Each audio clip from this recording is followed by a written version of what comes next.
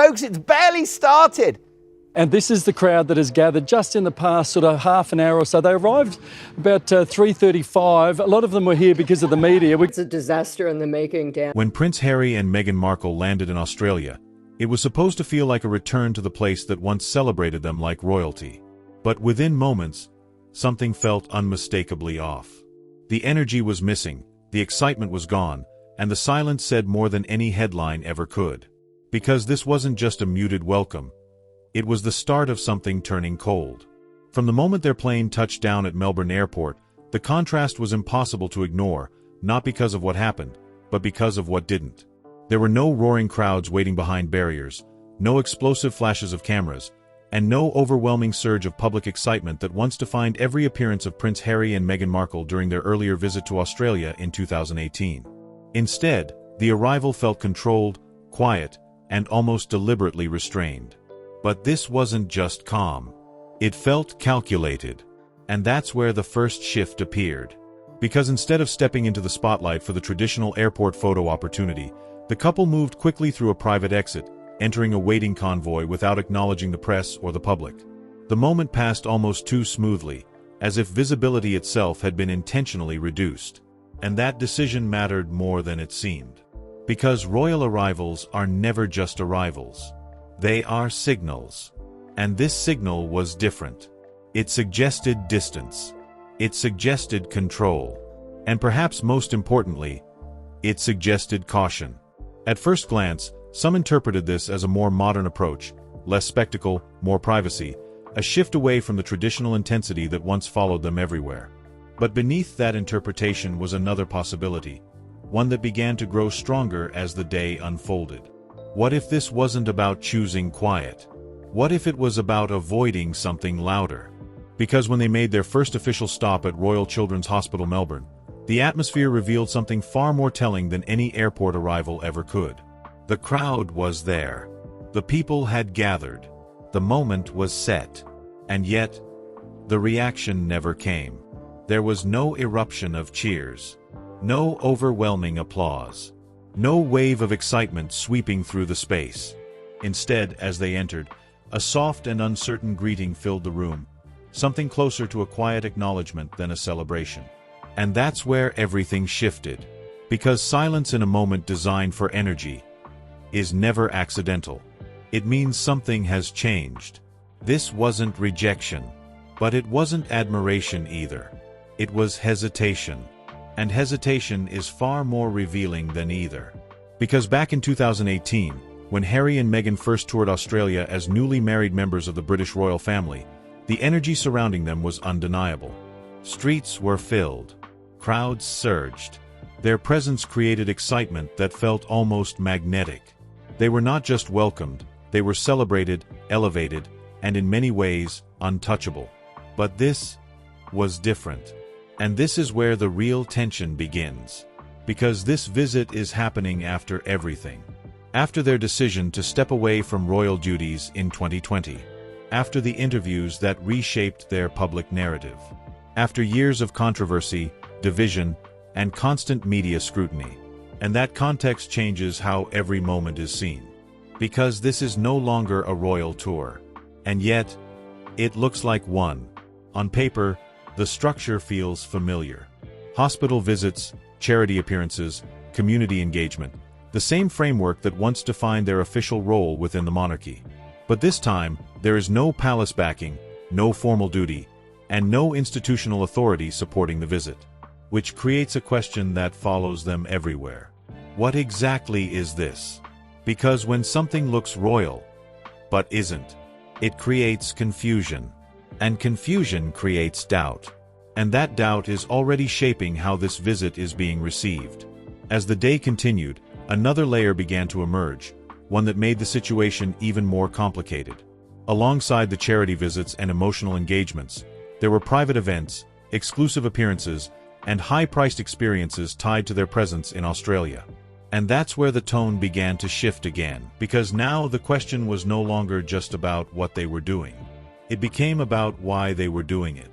Critics began to raise concerns, not quietly, but directly, suggesting that this visit might represent something beyond service, something closer to strategy. terms like branding, monetization, and positioning started to enter the conversation, reframing every moment of the trip in a completely different light.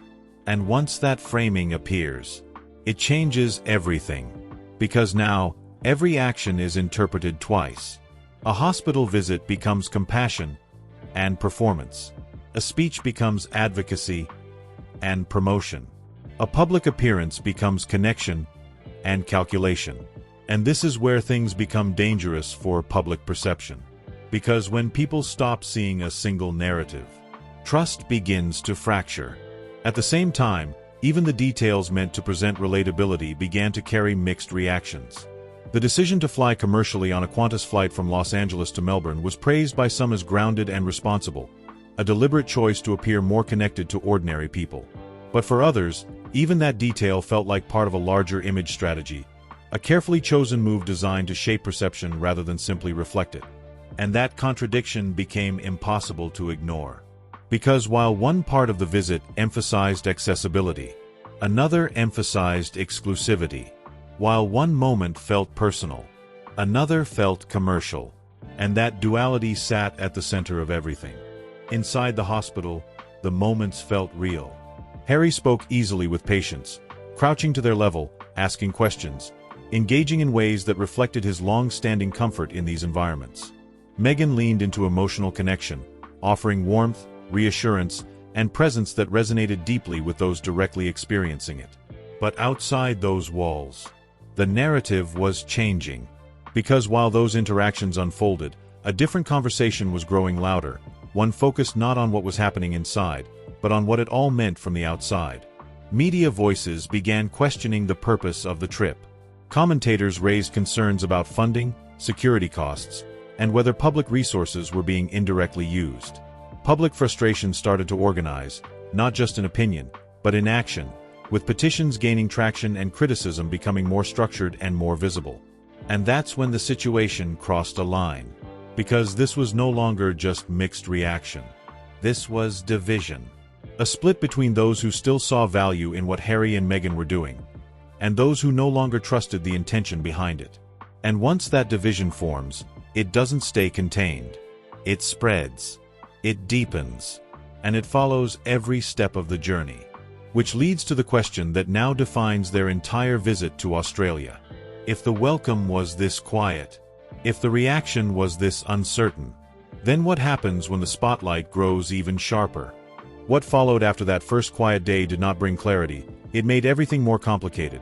Because as Prince Harry and Meghan Markle moved deeper into Australia, from Melbourne to Sydney and across carefully selected venues, the tone of the visit began to split into two completely different realities that refused to align with each other.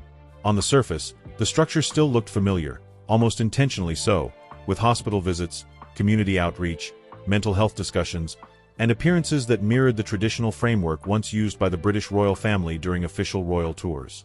But this was not a royal tour, not formally, not institutionally, and not supported by the palace in any official capacity. And that contradiction is where the tension intensified. Because when something looks royal, but isn't, it creates a gap.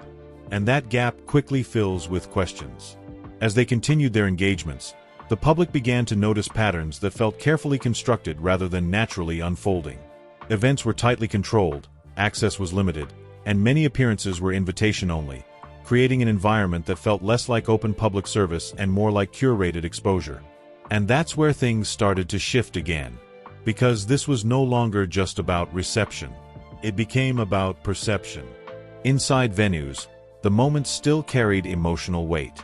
Harry continued to engage comfortably in conversations around mental health, positioning himself as a leading voice in discussions about workplace well-being and personal resilience, while Meghan leaned into carefully staged environments that emphasized empathy, connection, and empowerment. But outside those spaces, another narrative was building, and it was moving faster. Because alongside those public-facing moments, a different layer of the visit was becoming impossible to ignore. Private speaking engagements began to surface. Ticketed events appeared. High-priced experiences started to define the structure surrounding their presence in Australia. And this is where the tone changed completely. Because now, the visit was no longer being viewed as a series of engagements. It was being viewed as a model, a system, A strategy. One of the most talked about elements was the exclusive wellness retreat in Sydney, an event centered around Meghan Markle, offering yoga sessions, manifestation workshops, and curated experiences at prices reaching into the thousands of dollars.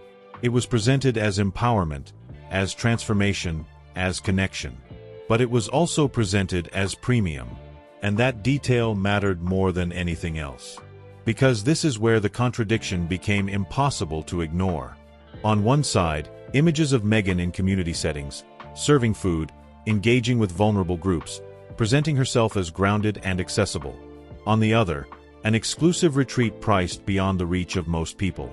And when those two images exist side by side, the audience begins to question which one is real, or worse, whether both are part of something else entirely. And that's where the word began to dominate the conversation. Monetization. Once that word enters the narrative, it does not leave easily, because it reframes everything. A charity visit becomes visibility. A speech becomes positioning. An appearance becomes marketing. And suddenly, the entire trip starts to feel different. This is where the pressure escalated, not inside the events, but around them. Media discussions in Australia became sharper, more direct, and far less forgiving than expected. Commentators began openly questioning whether this was still about service or whether it had shifted into something more commercially driven. And that's where things became uncomfortable. Because Australia is not a passive audience. It reacts. It challenges. And it does not ignore contradiction. As the visit progressed, public frustration began to organize into something more structured. Concerns over security costs, despite claims that the trip was privately funded, started gaining traction. Reports suggesting that local resources may still be involved triggered a wave of criticism that moved quickly from discussion to action. Petitions began circulating. Signatures increased rapidly. And the tone shifted from curiosity to resistance. And this is the moment everything tightened. Because once public concern turns into organized reaction, the narrative is no longer controlled by the people at the center of it. It begins to move on its own. Inside their appearances, Harry and Meghan continued to project calm, consistency, and purpose. They smiled, engaged, connected, and delivered exactly what was expected in each carefully designed setting. But outside, the interpretation was no longer aligned. Because for every positive moment captured on camera, there was an equal and opposite reaction building in commentary, analysis, and public opinion. And that creates something extremely difficult to manage. A split narrative. One that supports, one that questions, and both existing at the same time. Which is far more dangerous than simple criticism. Because it creates uncertainty. And uncertainty erodes trust faster than anything else. At the same time, the identity question that followed them into Australia began to grow louder with every appearance. They are no longer working royals. That has been made clear. But they are also not operating purely as private individuals. They exist somewhere in between. And that space is unstable. Because it has no clear rules. No defined expectations. No fixed identity. And when public figures operate in that kind of undefined space, every action becomes open to interpretation. That is exactly what is happening here. Because what some see as evolution, others see as inconsistency. What some interpret as independence, others interpret as strategy. And that difference in interpretation is shaping the entire response to this visit. By the time they moved into their next major engagements, the question was no longer about whether the welcome had been muted. That had already been established. The question had evolved into something far more significant. What exactly are they trying to become? Because this no longer feels like a return. It feels like a repositioning. And repositioning always comes with risk. Because if the audience accepts it, it becomes transformation. But if the audience rejects it, it becomes something else entirely. And that is where this visit now stands, balanced between two outcomes, two interpretations, two very different futures, which leads to the question that now follows every step they take across Australia. If this is meant to redefine who they are, then why does it feel like the public is still trying to decide whether to believe it? By the time Prince Harry and Meghan Markle moved into the most visible stretch of their Australia visit, the atmosphere was no longer uncertain, it was divided, and that division was becoming impossible to contain as their presence expanded across Melbourne, Sydney, and high-profile venues tied to both community outreach and premium events. At first, the structure still held together. The schedule remained tight, the appearances remained polished, and the messaging continued to emphasize purpose, service, and connection, the same language that once defined their role inside the British royal family. But something had changed in how that message was being received, because this was no longer about what they were doing. It was about how it was being interpreted. And interpretation had begun to shift, sharply. As they stepped into larger stages, including mental health summits and leadership events, Harry positioned himself as a central voice in conversations around workplace well-being, resilience, and psychological health, themes that have consistently defined his post-royal identity. His delivery was steady, familiar, and aligned with the advocacy work he has built over the years. But this time, there was an added layer, because these were not just discussions. They were structured events, ticketed, tiered, positioned, and that detail changed everything. Because once access becomes priced, the meaning of presence changes with it. At the same time, Meghan Markle stepped into one of the most talked-about elements of the entire trip, the exclusive wellness retreat in Sydney, a multi-day experience built around personal growth, empowerment, and curated interaction. The concept was carefully designed: yoga sessions, guided conversations, manifestation practices, and controlled access to an environment built around her presence. On the surface, it was positioned as transformation. But underneath, it was exclusivity. And that contrast is where the tension reached a new level. Because while images from earlier in the visit showed Meghan in community kitchens, engaging with vulnerable groups, presenting warmth and relatability, this retreat introduced a completely different visual, one tied to premium access, controlled environments, and high financial barriers. And that's where the narrative fractured again. Because now, the audience was no longer just observing. They were comparing. Comparing intention. Comparing image. Comparing authenticity. And once comparison begins, consistency becomes everything. This is where the criticism intensified, not in isolated comments, but in a pattern that repeated across media platforms, public discussions, and expert analysis. Words like brand, strategy, monetization, and positioning began to dominate the conversation, reframing the entire visit as something more structured than spontaneous. And that's where things became dangerous again. Because once the narrative shifts from service to strategy, every moment is questioned. Every action is analyzed. Every detail is interpreted. Inside events, the moments still carried emotional weight. Harry continued to engage with individuals in ways that felt direct and personal, speaking openly, listening carefully, and maintaining the same approachable tone that had defined his earlier royal work. Meghan maintained composure and presence, moving through interactions with precision, ensuring that every setting aligned with the image being projected. But outside those controlled environments, the reaction was no longer aligned, because while they were building moments, the public was building conclusions. And those conclusions were not always favorable.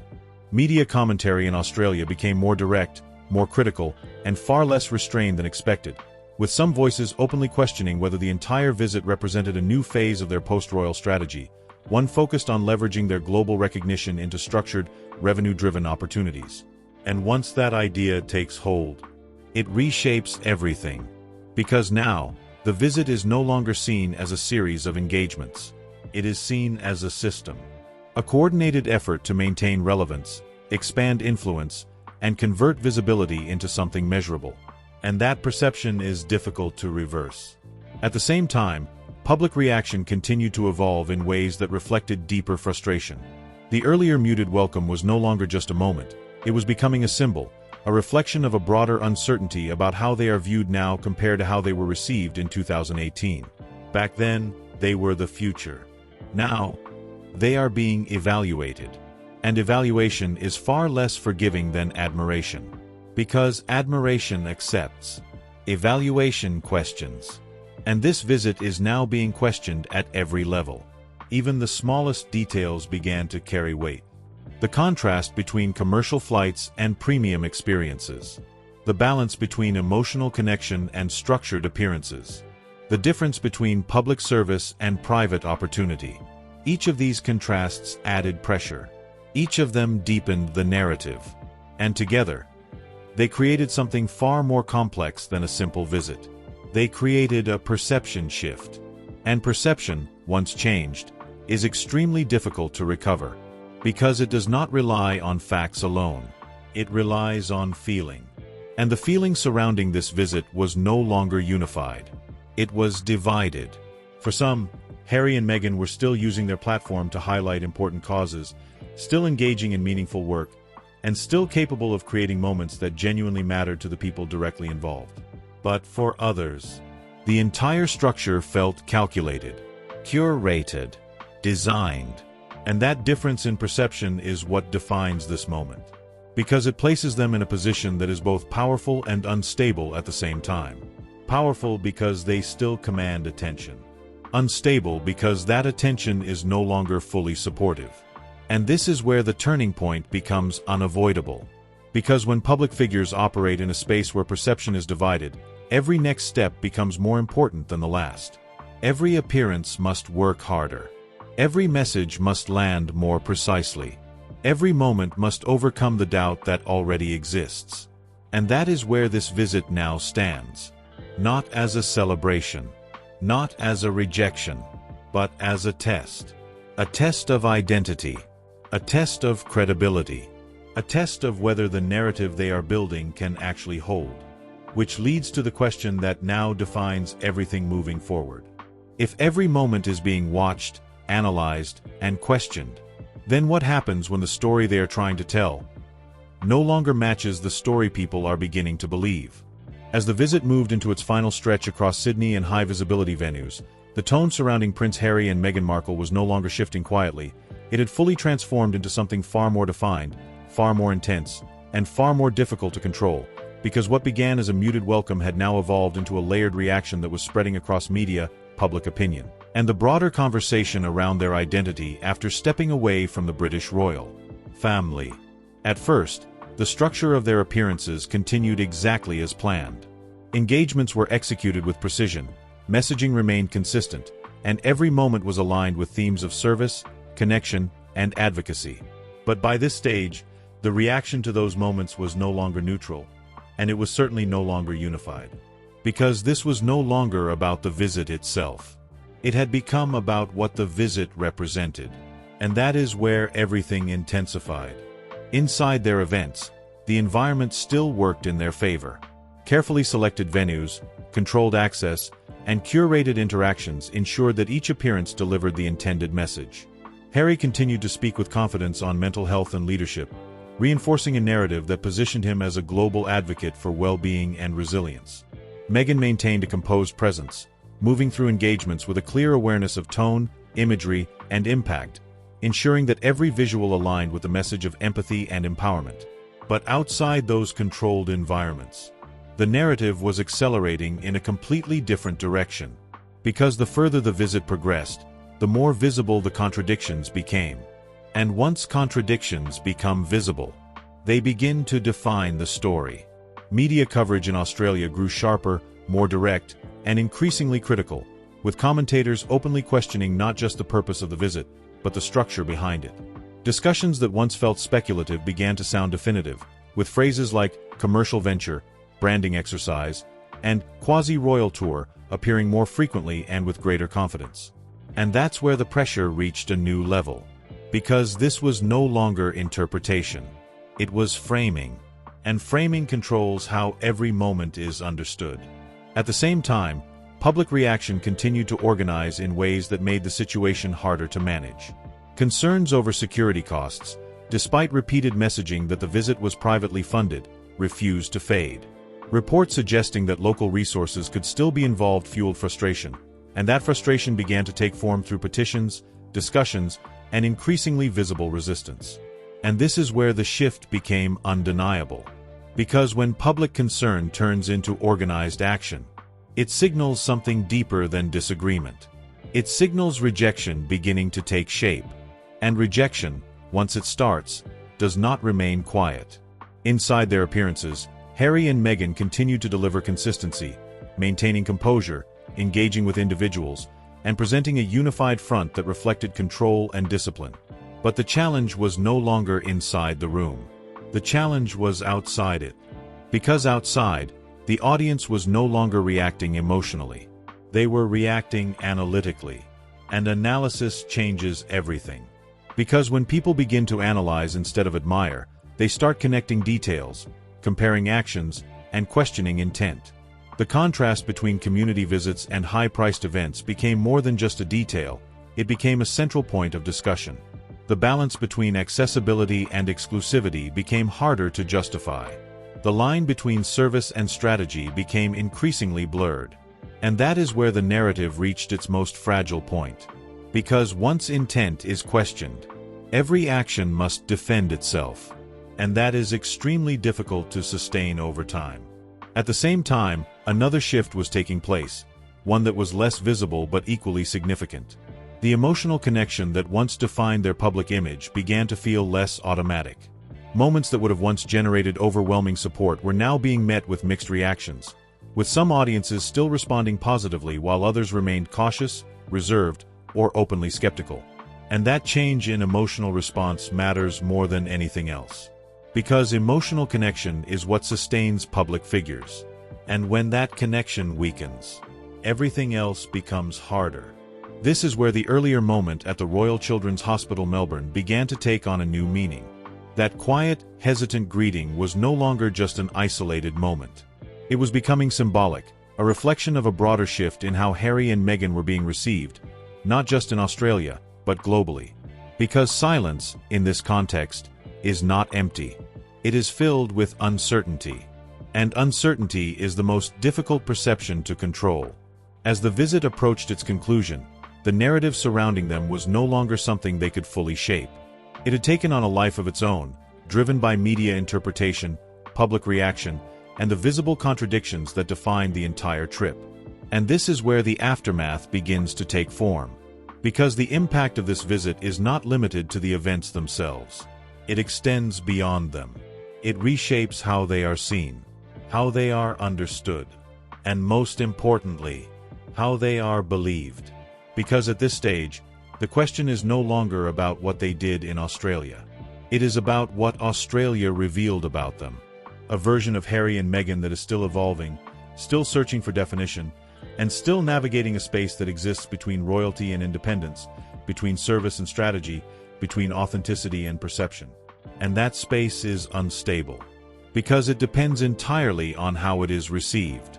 If the audience accepts it, it becomes transformation. If the audience questions it, it becomes contradiction. And right now, it feels like contradiction is gaining ground. Which leads to the question that now hangs over everything they do next. If the message they are trying to project continues to face resistance, then what happens when the next chapter demands even more belief than this one? As the final moments of the Australia visit came into focus, the story surrounding Prince Harry and Meghan Markle no longer felt like a sequence of events. It felt like a conclusion forming in real time, one shaped not by what they intended to show, but by how the world had chosen to interpret everything that unfolded from Melbourne to Sydney and across every carefully managed appearance tied to their post-royal identity. At first, the structure still held. The schedule was completed, the engagements were fulfilled, and the messaging remained consistent, focused on service, connection, mental health advocacy, and community impact. On paper, it looked complete, controlled, and successful in execution. But this is where the deeper reality becomes impossible to ignore. Because completion does not always mean acceptance. And this is where everything settles. The visit did not end with a defining moment of triumph. It ended with something far more complicated, a divided perception that continues to follow them beyond Australia, shaping how their future appearances will be received not only by the public, but by media, institutions, and global audiences who are no longer responding with automatic admiration. Because this was not just a visit, it was a test. And the results are not simple. Inside the events, the moment still held meaning. Harry's conversations around mental health, resilience, and leadership continued to resonate with those directly engaged in those spaces, reinforcing the identity he has worked to build since stepping away from the British royal family. Meghan's presence in community settings, from shelters to curated discussions, maintained the visual narrative of empathy, empowerment, and connection that defines her public image. But outside those controlled environments, the conclusion was forming differently. Because the public was no longer separating moments. They were connecting them. And when those moments are connected, the contradictions become impossible to ignore. The balance between charity and commerce. The contrast between accessibility and exclusivity. The tension between service and strategy. All of it now exists as a single narrative. And that narrative is still being debated. Because for some, this visit proved that Prince Harry and Meghan Markle are still capable of creating meaningful impact, still able to use their platform to highlight important issues, and still relevant in a global conversation that extends far beyond the monarchy. But for others, this visit confirmed something else entirely. That what they are building is no longer rooted in the same foundation that once defined them. That it is structured, that it is strategic, and that it is, at least in part, commercial. And this is where the final shift becomes clear. Because the question is no longer whether they are doing good work. The question is whether that work is being trusted. And trust is far harder to rebuild than attention. As they leave Australia, the silence that greeted them at the beginning now carries a different meaning at the end. It is no longer just a muted welcome. It has become a symbol, a reflection of uncertainty, hesitation, and a public that is still deciding how to respond to what they have become since stepping away from royal life in 2020. Because that is the core of this entire story. Identity. They are no longer working royals. They are not fully detached from that identity either. They exist somewhere in between. And that space is where everything becomes complicated. Because it demands clarity, but offers none. And that is why every move they make feels amplified. Every appearance carries weight. Every decision invites analysis. Because they are not just being watched for what they do. They are being watched for what it means. And meaning is no longer controlled by them alone. It is shaped by the audience. And right now, that audience is divided. Which makes the future unpredictable. Because if they continue down this path, building a model that blends advocacy with exclusivity, connection with controlled access, and public service with private opportunity, then the response will depend entirely on whether people choose to accept that balance or reject it. And that decision is already forming. Not in headlines, not in statements, but in reactions, in silence, in hesitation, in the absence of the energy that once defined them. And that is what makes this moment so important. Because this was not just about Australia. It was about perception. And perception, once changed, does not easily return to what it was before. So now the question is no longer about this visit. It is about what comes next. Because if the welcome was this quiet, if the reaction was this divided, if the narrative is this uncertain, then what happens when they step into the global spotlight again? Will the audience reconnect? Or will the distance only grow further? Because for Prince Harry and Meghan Markle, this is no longer just a journey of reinvention. It is a moment of definition. And the outcome is still being decided. If you want the real story behind every move, every shift, and every hidden tension inside global royal drama, make sure you subscribe, because what you're seeing on the surface is only part of the story. Like the video if you felt that shift, and tell me in the comments. Do you think this was a comeback? Or the moment everything started to fall apart?